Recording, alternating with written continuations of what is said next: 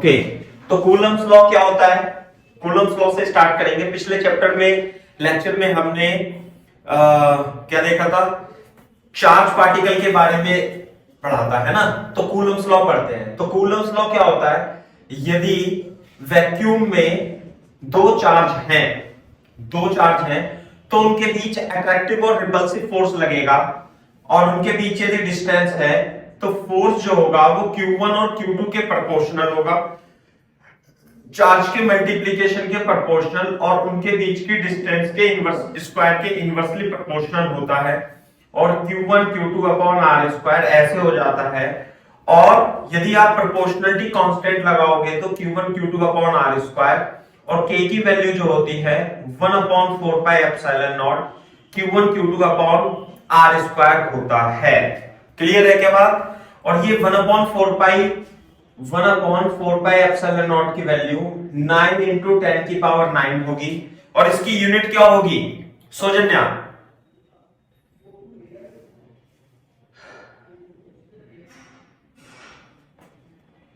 इसकी यूनिट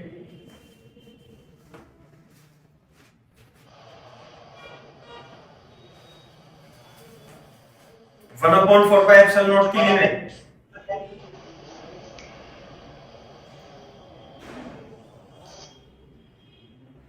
ये हो जाएगा F R square upon Q1 Q2, है ना? 1 अपॉन 4 पाई एप्सिलॉन नॉट। तो इसकी यूनिट जो होगी वो क्या होगी? Newton metre square upon coulomb square. Clear है क्या बात? और जो एप्सिलॉन नॉट होती है, एप्सिलॉन नॉट क्या होता है? इसमें एप्सिलॉन नॉट क्या होता है बेटा? ये होता है परमिटिविटी ऑफ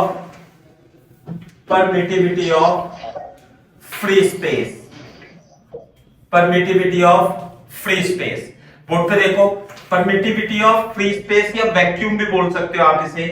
तो 1 upon epsilon naught is equal to 9 into 10 की पावर 9 है ना, तो ये हो जाएगा 1 अपॉन 4 पाई इंटू ये इधर आ जाएगा 9 इंटू 10 की power 9 is equal to epsilon not.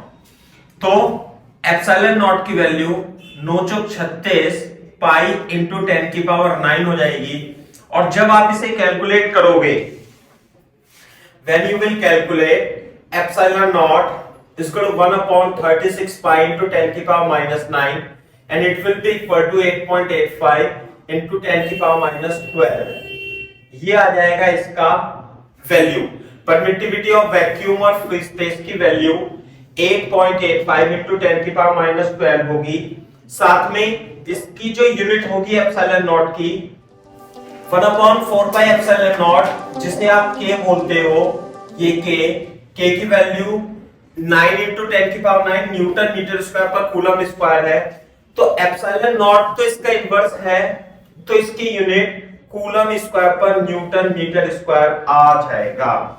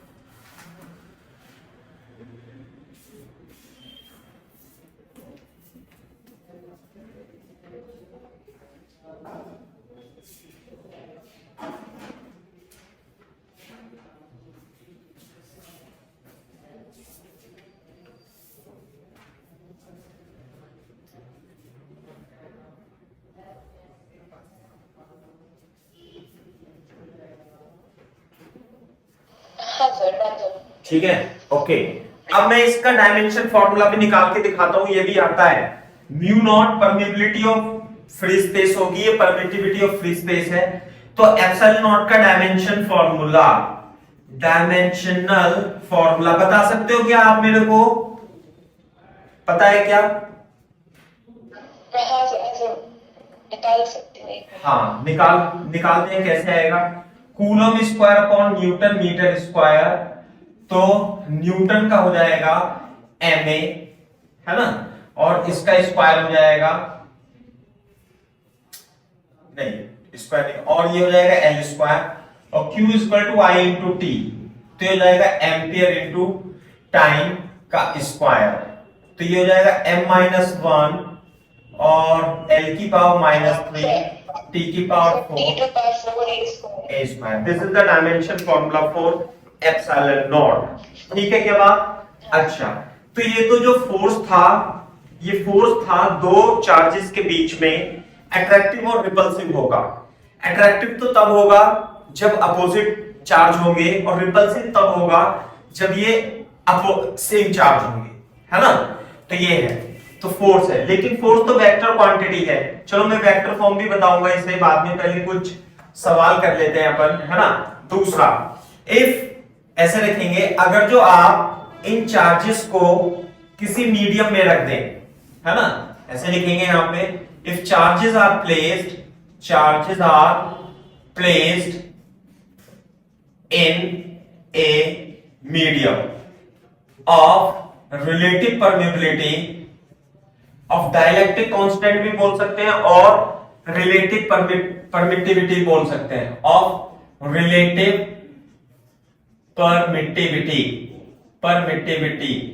relative permittivity ER। यदि आपने इसे ER मीडियम में रख दिया तो जो इसके बीच F डैश होगा उसकी वैल्यू कम हो जाती है, और कम क्या हो जाएगी, ये तो मान लिया वैक्यूम में था, और डिवाइडेड बाय ER, यानी कि 1/4 पाई एप्सिलॉन नॉट ER और Q1 Q2 upon R square. ये फॉर्मूला हो जाता है किसी मीडियम में, आप ऐसे लिख लो M4 मीडियम, है ना, तो ऐसे हो जाएगा। और इसे हम लिखते हैं E Q1 Q2 upon R square, where E is E naught into ER. What is the E? E is the permittivity of the medium. Permittivity of medium, और ये तो permittivity of free space है, free space की permittivity, और ये relative permittivity है, जिसे आप डाइलेक्ट्रिक कांस्टेंट भी बोल सकते हो। डाइलेक्ट्रिक कांस्टेंट ऑफ मीडियम भी आप इसे बोल सकते हो। क्लियर है क्या बात? डाइलेक्ट्रिक कांस्टेंट, है ना। तो जो ER की वैल्यू होगी वो E medium upon E epsilon not. किसी किसी किताब में E मीडियम को केवल E से रिप्रेजेंट करते हैं, equal to E naught into ER, ER equal to E upon epsilon naught, है ना। और ये जो रिलेटिव परमिटिविटी होती है, ये रेशो है E और एप्सिलॉन नॉट का, इसका कोई यूनिट नहीं होता। ER इज कांस्टेंट, ये कांस्टेंट होती है, नो यूनिट और डायमेंशन। जैसे कि फॉर, मैं वाटर के लिए लिख देता हूं, फॉर वाटर रिलेटिव परमिटिविटी कितनी होती है, बता सकते हो सौजन्या? 81। किसी किसी किताब में 80 भी लिखी हुई है। हाँ सर।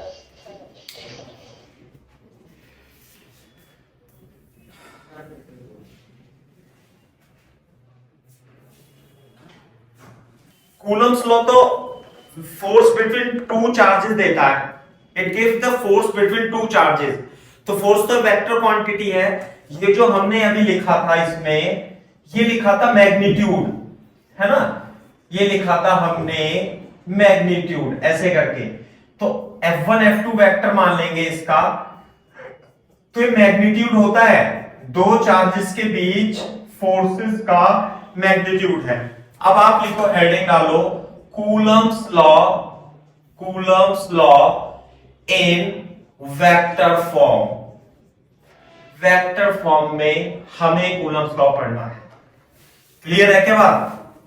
बोर्ड पे देखो, यदि मान लेते हैं दो चार्जेस हैं, एक Q1 है एक Q2 है, और ये ओरिजिन है, तो ये वेक्टर होगा R1, Q1 का पोजीशन वेक्टर।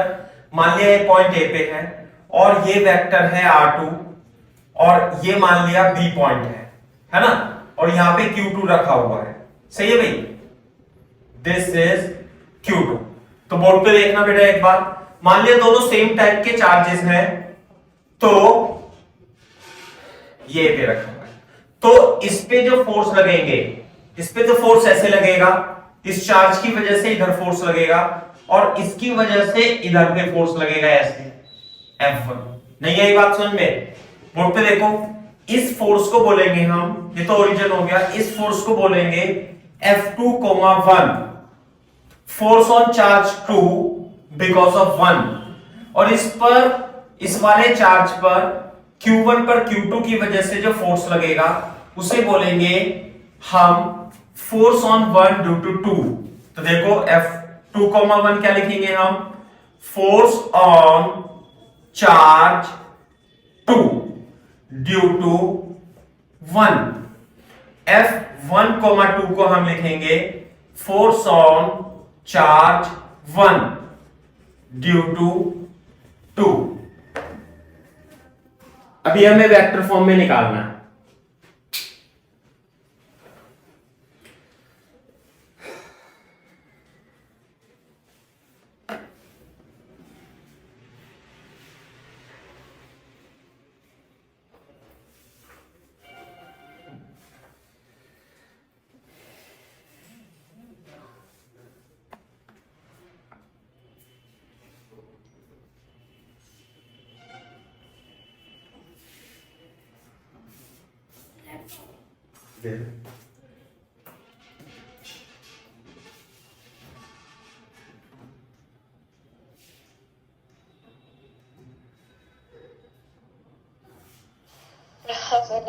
ठीक है, ओके। अच्छा, अब देखो एक बात, इधर देखो, what is R1? R1 is the position vector of Q1, charge Q1, and what is R2? is the position vector of charge Q2। बात समझ में आ रही है? ध्यान दो, इनके बीच में हम R मान लेते हैं, है ना, ये वेक्टर R मान लेते हैं। तो मेरे को बताओ, क्या ये F21 और F12 सेम होंगे? मेरा क्वेश्चन है। F2, 1, F1, 2 सेम होंगे क्या सौजन्या?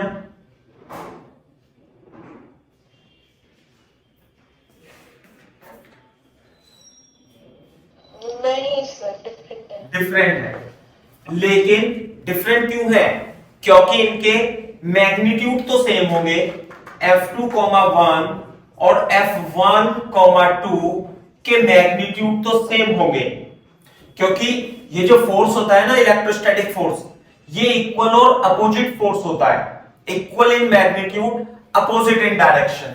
तो इनका जो मैग्नीट्यूड है वो कितना था? जो अभी कूलम्स लॉ में दिया था वो मैग्नीट्यूड था, और वो होता है K Q1 Q2 upon R square, यानी कि 1/4 pi epsilon not Q1 Q2 upon R square. बिल्कुल बात सही है। These two forces are not 2, 1 and 1, 2 are not equal. Rather, F2, 1 is equal to 1, 2। इनके मैग्नीट्यूड तो इक्वल है, लेकिन इनकी डायरेक्शन अलग अलग है। 2, 1 is equal to -1, 2। अब बोर्ड पे देखो, अब मेरे को ये बताओ कि अगर जो आपको ये वेक्टर निकालना है, यूनिट वेक्टर की डेफिनेशन क्या होती है? Vector A divided by mode of vector A. तो यदि आपको किसी वेक्टर ए डिवाइडेड बाय ए ऐसे लिखते हैं ना, तो यदि आपको वेक्टर ए निकालना होता है तो ए इंटू यूनिट वेक्टर करते हैं। क्लियर है क्या बात? उसके मैग्नीट्यूड से हम यूनिट वेक्टर की मल्टीप्लाई करेंगे। तो यदि आपको F2, 1 वेक्टर निकालना है तो आपको F2, 1 वेक्टर निकालना है, तो आपको इसके मैग्नीट्यूड से इस डायरेक्शन में यूनिट वेक्टर से मल्टीप्लाई करना पड़ेगा। मान लिया वेक्टर क्या है? A B vector R vector है और इसका जो मैग्नीट्यूड है 2,1 का मैग्नीट्यूड कितना होगा 1/4 Q1 Q2 upon R square into unit vector R it is 2,1। Clear है के बाद आप एक तो इसे इस तरीके से भी लिख सकते हैं और जो यूनिट वेक्टर होगा it is equal to vector R upon mod of R। तो 2,1 can be written as Q1 Q2 upon R square vector R upon R that is 2,1 force on 2 due to 1 can be written as 1/4 pi epsilon naught Q1 Q2 upon R cube into vector R। ऐसे तो लिख सकते हैं, ये भी अपना सही method है लिखने का, लेकिन हमें इस वेक्टर R को R1 और R2 की टर्म्स में लिखना होगा। तो यहां पे देखो, ध्यान से देखो, मैं इधर ही लिख देता हूं कि in triangle OAB OA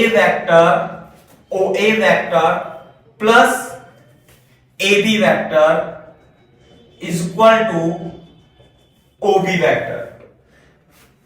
in triangle OAB with the help of addition rule of vector, है ना। तो OA कितना हो जाएगा भाई, OA वेक्टर हो जाएगा R1, AB वेक्टर हो जाएगा R और OB वेक्टर हो जाएगा R2। So the vector R can be written as R2 minus R1, जैसे हमने काइनेमेटिक में भी सॉल्व किया था। This is the vector R और वेक्टर R का magnitude this is R2 minus R1।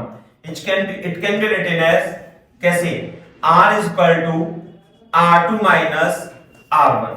तो ये तो वेक्टर R हो गया और ये वेक्टर R का मैग्नीट्यूड हो गया।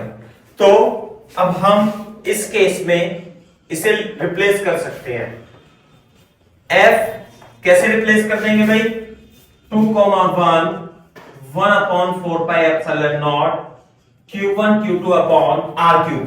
R क्यूब का मतलब R2 माइनस R1 का क्यूब। क्लियर है क्या बात, ये रहा।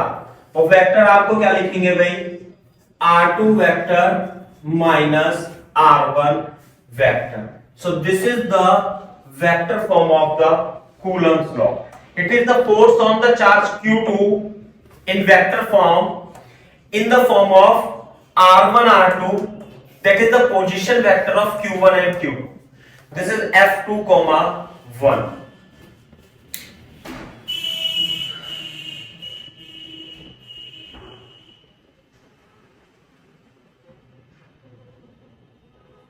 इसमें एक चीज और देखो, अभी आप ये तो हो गया F2, 1 यदि आपको 1,2 लिखना हो तो क्या करेंगे बता सकते हो सौजन्य?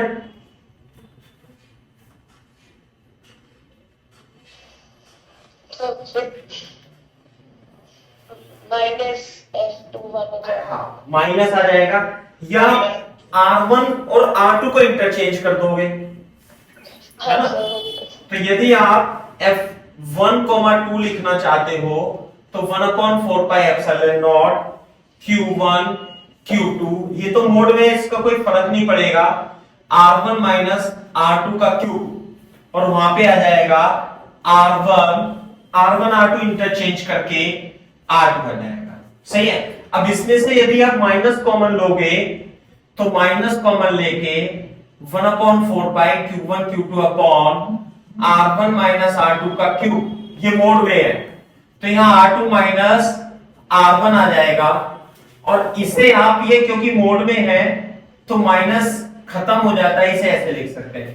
तो ये क्या आएगा भाई, this is nothing but F2, 1। तो this is the relation between force F1,2 and 2,1। ऐसे भी आप इसे कर सकते हो।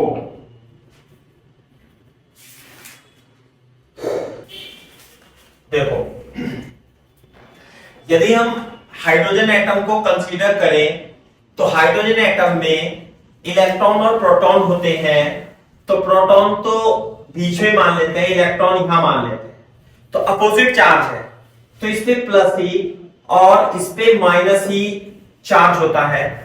और हाइड्रोजन एटम में इनके बीच की जो डिस्टेंस है वो कितनी है भाई, 5.3 इंटू 10 की पावर माइनस 11 मीटर इनके बीच की डिस्टेंस होती है। ये आपको याद रखना है ना। ये 0.53 एंगस्ट्रॉन, ये जब आप मॉडर्न फिजिक्स पढ़ोगे तो अपने को याद ही हो जाएगा। इलेक्ट्रॉन जो है हाइड्रोजन एटम के चारों तरफ रिवॉल्व करता रहता है ऐसे करके, और उसकी जो रेडियस होती है आर नॉट, ये 0.53 एंगस्ट्रॉन होती है।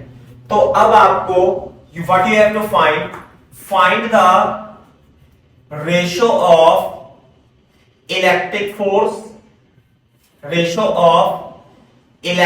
Force and gravitational force between electron and proton in a hydrogen atom। बात समझ में आई? ऐसे करके, ये तो रफ हो गया, चलो है ना। रेडियस में मैं चित्र बना देता हूं इसका, ये प्लस है ये माइनस, और इनके बीच के डिस्टेंस ये तो ऐसे रिवॉल्व करेगा यू करके, ये आर नॉट होता है और ये 0.53 एंगस्ट्रॉम होती है। बाकी चीजें तो अपने को पता है सारी। ग्रेविटेशनल और इलेक्ट्रिक फोर्स का रेशियो अपने को निकालना है, सही है ना। तो ये है। अब देखो इसमें कैसे करेंगे, सॉल्यूशन लिख देता हूं मैं। हाँ भाई, सबसे पहले इलेक्ट्रिक फोर्स जो होगा इन दोनों चार्जेस के बीच में वो क्या होगा, k q1 q2 upon r square. तो k की वैल्यू तो 9 इंटू 10 की पावर 9, और इलेक्ट्रॉन और प्रोटॉन पर जो चार्ज होते हैं वो इक्वल और अपोजिट तो होते हैं लेकिन मैग्नीट्यूड में सेम होता है। कितना, 1.6 इंटू 10 की power minus 90 upon r square 0.53, ये ऐसे लिख दो, 5.3 इंटू 10 की पावर माइनस 11 का होल स्क्वायर। जब आप इसे सॉल्व करोगे तो जो इलेक्ट्रिक फोर्स आएगा 8.2 इंटू 10 की पावर 8 न्यूटन आएगा। तो ये आप इसे आप अपने घर पे सॉल्व करेंगे तो ज्यादा बेटर रहेगा, है ना, नहीं तो टाइम खराब होगा। दूसरा, ये कैलकुलेशन तो आप कर लोगे। ग्रेविटेशनल फोर्स, ये मास ऑफ प्रोटॉन है, ये मास ऑफ इलेक्ट्रॉन। ग्रेविटेशनल फोर्स जो होगा वो हमेशा अट्रैक्टिव होता है। वैसे तो इसमें इलेक्ट्रिक फोर्स भी अट्रैक्टिव ही होगा क्योंकि अपोजिट साइन है, और ग्रेविटेशनल फोर्स तो अट्रैक्टिव होता ही है। ये होगा Gm1m2 अपॉन r स्क्वायर। तो G की वैल्यू 6.67 इंटू 10 की पावर माइनस 11। हाँ भाई, this is the mass of proton, this is the mass of electron. Multiply करनी पड़ेगी अपने को। तो मास of proton, mass of electron,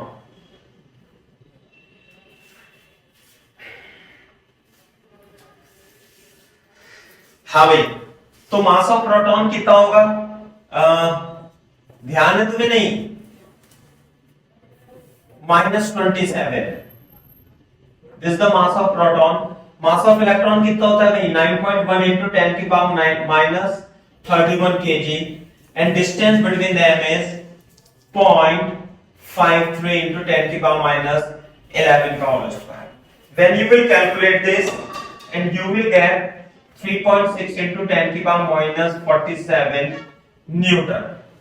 This is the gravitational force. This is 47. Copy this.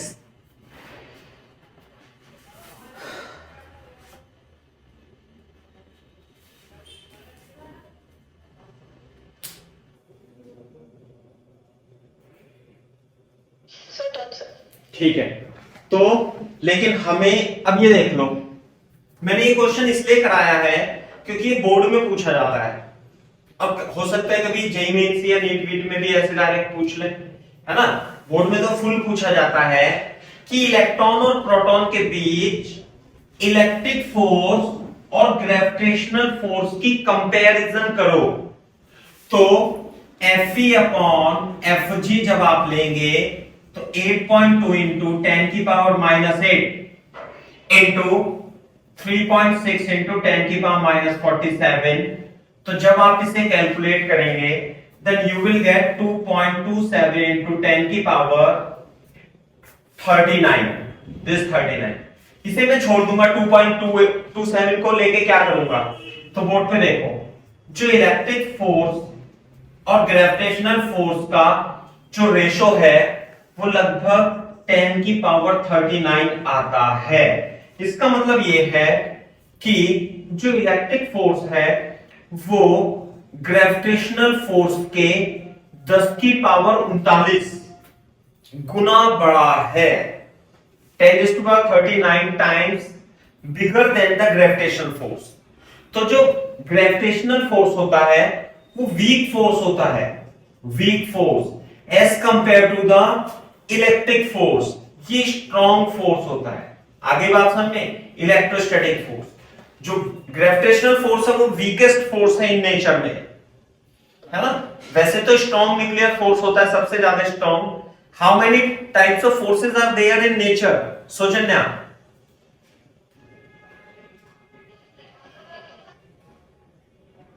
मतलब contact non contact करके divide कर सकते हैं। अरे मतलब अगर जो मैं पढ़ाता मैकेनिक्स तो तुम्हें बताता, बहुत इंपॉर्टेंट पॉइंट है। इन नेचर हमारी प्रकृति में केवल 4 टाइप के फोर्स हैं जिन्हें फिजिक्स के द्वारा क्लासिफाई किया हुआ है ना। 4 टाइप फोर्स कौन सा? ग्रेविटेशनल, दूसरा इलेक्ट्रोमैग्नेटिक, तीसरा स्ट्रॉन्ग न्यूक्लियर, चौथा वीक न्यूक्लियर फोर्स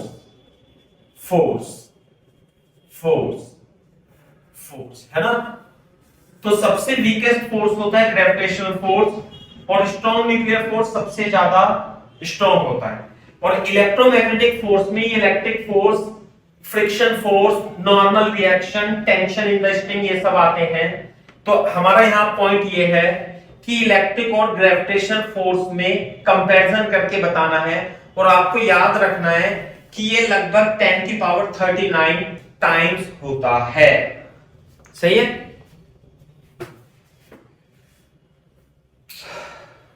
ये तो हो गए कूलम्ब्स लॉ। तो कूलम्ब्स लॉ जो फोर्स होता है इलेक्ट्रोस्टैटिक फोर्स ये वेक्टर फोर्स होता है, वेक्टर होता है फोर्स। तो देखो अगर जो मान लिया कई सारे चार्जेस हैं और उन पर फोर्स निकालना है तो नेट फोर्स जो होगा सभी फोर्सेस के वेक्टर सम के इक्वल होता है। इसे हम प्रिंसिपल ऑफ सुपरपोजिशन भी कहते हैं। मैं लिखाऊंगा नहीं, केवल आपको समझा देता हूं क्योंकि आपने हो सकता है पढ़ रखा हो। What is the principal of superposition? यदि ये Q1 है, ये Q2 है, ये Q3 है और यहाँ पे कोई Q0 चार्ज है तो इसकी वजह से एक F1 वेक्टर लगेगा, इसकी वजह से एक F2 वेक्टर लगेगा और इसकी वजह से मान लिया F3 वेक्टर फोर्स लगेगा। तो according to principle of superposition net force on a charge Q0, net force on charge Q0 है ना, is equal to the vector sum of electrostatic force due to individual charges. This is called the principle of superposition. Simple सी बात है, क्योंकि vector होता है ना ये, तो वेक्टर का समेशन कर लें, that's it. बाकी आपकी शीट वीट में लिखा है, आप देख सकते हो। ओके है ना। जैसे कि फॉर एग्जांपल मान लेते हैं हमारे पास ये 2q चार्ज है और एक ये q चार्ज है, ऐसे करके दोनों के बीच की डिस्टेंस r है। हमें एक चार्ज को इन दोनों के बीच में रखना है, कहीं पे रखना है ऐसे करके q नोट को, so that q note remains in equilibrium, है ना। Find the position of Q not, है ना, ऐसे रखे हुए हैं, सो that it is in equilibrium. Equilibrium, दोनों के बीच की दूरी r है।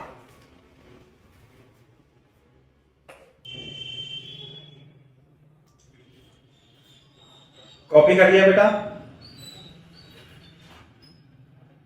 हाँ सर, बस इनको हाँ, मैं कर रही हूँ। चलो मैं ट्राई मैं कर देता हूं। कैसे? हमारे पास 2Q और Q चार्ज है ना, और इसके बीच में एक Q नोट को रखना है, तो पोजीशन बतानी है। तो मान लेते हैं 2Q से ये x डिस्टेंस पे रखेंगे ऐसे करके, है ना। यहां मैं सॉल्यूशन लिख देता हूं। Let from 2Q at distance x Q naught is placed so that it remains in equilibrium. तो यदि ये 2Q है और ये Q है, तो बोर्ड पे देखो, ये x है, टोटल डिस्टेंस r थी, तो हो जाएगी हमारे पास r माइनस एक्स। बात समझ में आई? This r minus x. तो इसकी वजह से फोर्स लगेगा इधर, इसे मान लेता हूं F1, और Q की वजह से फोर्स लगेगा इधर, इसे मान लेता हूं F2। और इक्विलिब्रियम के लिए F1 और F2 सेम होना चाहिए। तो F1 जो लगेगा वो 2Q और Q नॉट के बीच में है। 2Q Q नॉट, दोनों के बीच की डिस्टेंस x स्क्वायर है, और F2 जो होगा, बोर्ड पे देखो, k Q not Q upon r minus x का स्क्वायर। तो एक तो k और q, k q कट जाएगा, तो इधर जो बचेगा वो बचेगा Q naught r minus x का whole square is equal to 2Q naught upon x square. अच्छा, ये Q नॉट भी तो कट रहा है, बिल्कुल सही बात है। तो x square is equal to 2r minus x का होल स्क्वायर, ऐसे बचेगा। दूसरी बात, अब मैं इसका स्क्वायर रूट ले लूंगा, तो ये देखो, तो ये बन जाएगा हमारा √2r माइनस एक्स। बात समझ में आई नहीं? ये आ जाएगा √2r माइनस √2x। तो x तो इधर आ जाएगा, x इधर आकर के कितना बन जाएगा भाई? x plus √2x is equal to √2 comma r, √2 into r, सही है। तो x आ जाएगा √2 अपॉन 1 प्लस √2r। बात समझ में आ रही है नहीं सौजन्या?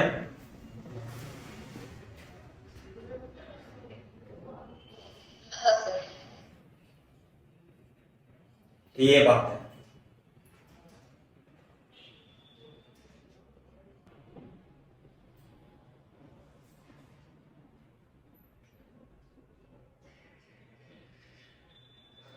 हाँ सर, डन सर।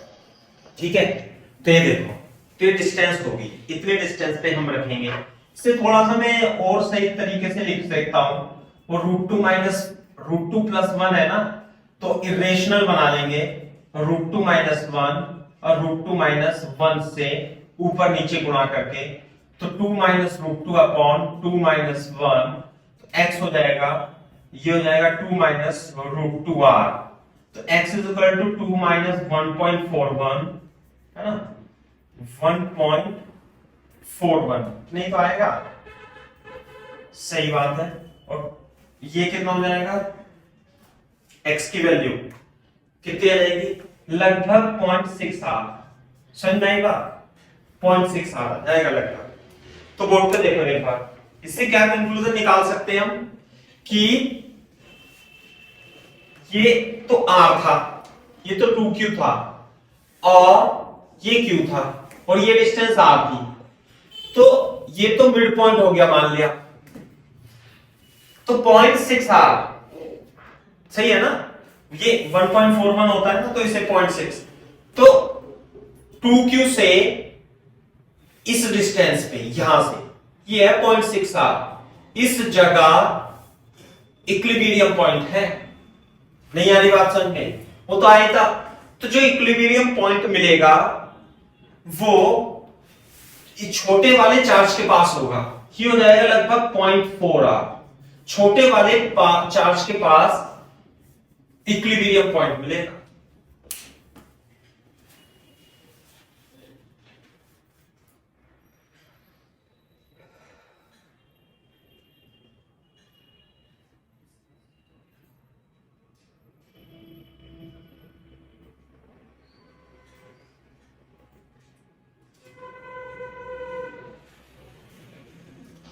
हाँ सर। सही है, चलो तो ये तो बात हो गई सही। अच्छा, लेकिन अभी ये जो क्वेश्चन है इसमें इक्विलिब्रियम केवल क्यू नॉट का है।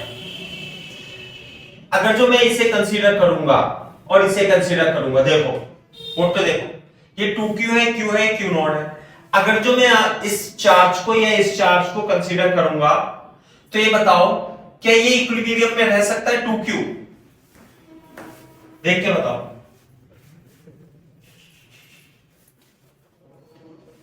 टू क्यू इक्विलिब्रियम में रह सकता है क्या? नहीं रह सकता। अरे ये तो सेम चार्ज है, ये रहा सेम चार्ज, ये रहा। तो ये तो इस पे, ये तो इधर फोर्स लगाएगा ही सही, और ये भी प्लस चार्ज है, मान लिया प्लस चार्ज है, तो ये भी इस पे चार्ज लगाए, फोर्स लगाएगा, तो ये इक्विलिब्रियम में नहीं रहेगा। बात समझ में? हाँ, अगर जो मान लीजिए नेगेटिव चार्ज होता, ये नेगेटिव चार्ज होता, तो इसकी वजह से इस पे तो रिपल्सिव फोर्स लगता और इसकी वजह से इस पे अट्रैक्टिव फोर्स लगता, तो ये इक्विलिब्रियम में रह सकता था। समझ में आ रही है बात? मैं क्वेश्चन ही बता देता हूं आपको, है ना। आप ऐसे हेडिंग डाल लो, लिखो इक्विलिब्रियम ऑफ थ्री चार्जेस। एक चार्ज का इक्विलिब्रियम का एग्जांपल तो मैंने पहले वाले क्वेश्चन में पढ़ लिया कि भाई इस चार्ज को इक्विलिब्रियम में रहना है। देखो जरा, ये जैसे मान लिया 2q था, ये q था, तो ये इधर की ओर लगा रहा है, ये इधर की ओर लगा रहा है, दोनों पॉजिटिव है। मान लिया, बोर्ड पे देखना, ये वाला चार्ज अगर जो माइनस q नॉट होता, बोर्ड पे देखना, तो ये वाला इस पे फोर्स लगाता, ये मान लिया F1 है, ये F2 है, तो अब की बार इस पे फोर्स F1 अट्रैक्टिव लगता और इधर F2 लगता है अट्रैक्टिव, इस Q की वजह से। तो ये तो Q नॉट तो अभी भी इक्विलिब्रियम में है, और ये भी इक्विलिब्रियम में है। लेकिन हमें एक ऐसा चार्ज और पोजीशन बतानी है Q नॉट की ताकि तीनों चार्ज इक्विलिब्रियम में रहें। ध्यान से देखो, मान लिया हमारे पास एक चार्ज Q1 है और एक चार्ज Q2 है और दोनों के बीच के डिस्टेंस R है। हमें इसके बीच में एक ऐसा चार्ज Q नॉट रखना है so that system remains in equilibrium. Find the charge Q naught and its nature and its position with nature, और इसकी नेचर भी बतानी है, so that all three particles, मैं थोड़ा लेंथी लिख रहा हूं, all three particles का मतलब system of charges, all three charge particles are in equilibrium. तीनों ही किसमें रहें? इक्विलिब्रियम में रहें।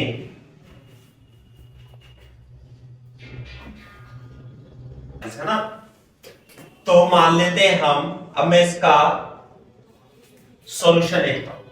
मान लीजिए यहां से इसकी डिस्टेंस x है, तो ये तो r माइनस एक्स हो गई। दूसरी बात,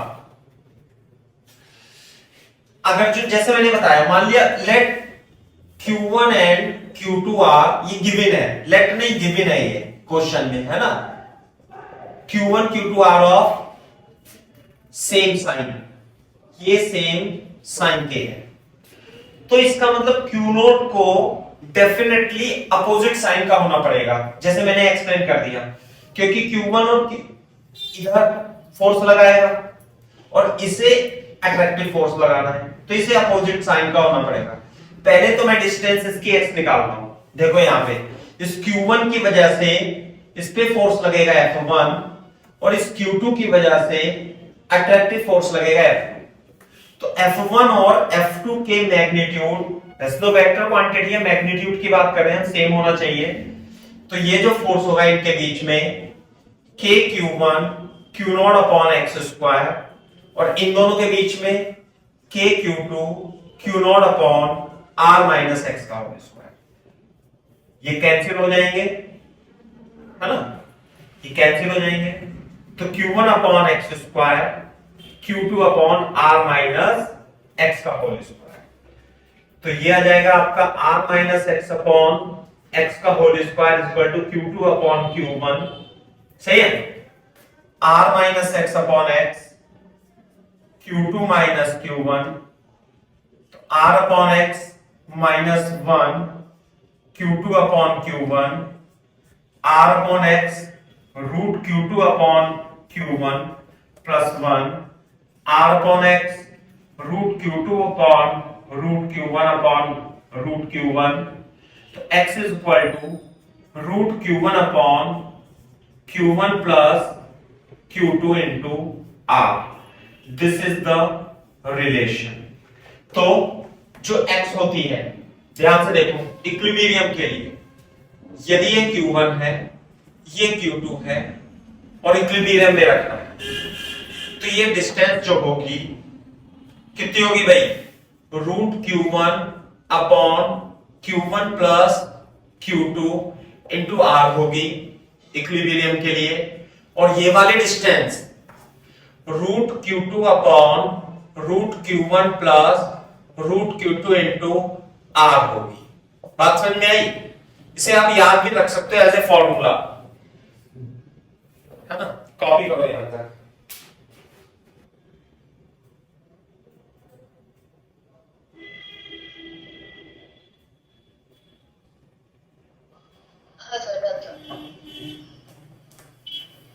हाँ हो गया। तो ये R1 पोजीशन तो आ गई अपने को, हमें अब इसकी Q नोट की वैल्यू और निकालनी है। अगर जो मान लिया यहाँ पे कुछ भी चार्ज होता तो Q नोट कट ही रहा है, यानी ये इक्विलिब्रियम की पोजीशन तो फिक्स है, ये Q नोट पर निर्भर नहीं करती है। आगे बात समझ में, यहां Q नोट रखो, 2Q नोट रखो, कुछ भी रखो, लेकिन हमें केवल Q नोट को ही इक्विलिब्रियम में नहीं रखना है, हमें इस चार्ज और इस चार्ज को भी इक्विलिब्रियम में रखना है। तो यदि इस चार्ज को इक्विलिब्रियम में रखना है तो बोर्ड पे देखो, for Q1 for equilibrium of, ऐसे लिखेंगे, फॉर इक्विलिब्रियम ऑफ Q1, तो बोर्ड पे देखना, ऐसे करके ये Q1 है, ये Q2 है और ये Q2 है, तो इसकी वजह से फोर्स लगेगा इधर, इसकी वजह से रिपल्सिव फोर्स, इसे अफ्रेश मान लेता हूं मैं, और इस Q नोट की वजह से Q1 पे अट्रैक्टिव फोर्स लगेगा, इसे मान लेता हूं F। तो ये दोनों क्या होने चाहिए, इक्वल होने चाहिए इक्विलिब्रियम के लिए। तो बोर्ड पे देखो, F1 इन दोनों के बीच force K Q1 Q2 upon R square, क्योंकि डिस्टेंस तो ये है। बात समझ में आई? अब इनके बीच जो फोर्स लगेगा K Q1 Q not upon, हाँ भाई डिस्टेंस कितनी होगी, root Q1 upon Q1 plus Q2 into R, ये डिस्टेंस होगी इनके बीच। तो हम लिख देंगे यहां पे Q1 plus Q2 into R। आपका कैमरा ऑफ हो गया। ओके, ये तो बंद ही होने वाला है, 5 मिनट रह रही है बस इसमें, है ना। K Q1 है ना, और ये R स्क्वायर भी कट जाएगा, थोड़ा सा मैं लिख देता हूं, कोई बात नहीं। Q naught is equal to root Q1 R square का स्क्वायर, ये ऊपर चला जाएगा, Q1 प्लस Q2 का होल स्क्वायर। सही है बात? तो यहां पे कितना आ जाएगा देखो, ये इससे कट जाएगा और ये Q2 is equal to Q naught Q1 plus Q2 का होल स्क्वायर अपॉन Q1, ये इधर आ जाएगा Q1 Q2 upon Q1 Q2 का होल स्क्वायर। तो वैल्यू आ गई चार्ज Q की, लेकिन ये चार्ज Q नोट जो है पॉजिटिव है, आप अपनी तरफ से, क्योंकि ये नेगेटिव मान लिया था ना मैंने, यहां पे मैग्नीट्यूड रखा था फोर्स का, minus Q1 Q2 Q1 plus Q2 का होल स्क्वायर होना चाहिए। आप इसे याद रख सकते हो छोटे छोटे क्वेश्चन करने के लिए, है ना। ये तो Q नोट की वैल्यू हो गई नेगेटिव, और ये R1 R2 तो आपको याद ही हो रहे हैं।